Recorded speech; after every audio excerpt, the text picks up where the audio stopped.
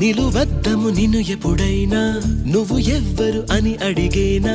ఆ చిత్రమే గమనిస్తున్నా కొత్తగా నువ్వు విన్నది నీ పేరైనా నిన్ను కాదని అనిపించేనా ఆ సంగతి కనిపెడుతున్నా వింతగా నీ కన్నుల మెరిసే రూపం నాదేనా అనుకుంటున్నా నీ తేనెల పెదవులు పలికే తీయదనం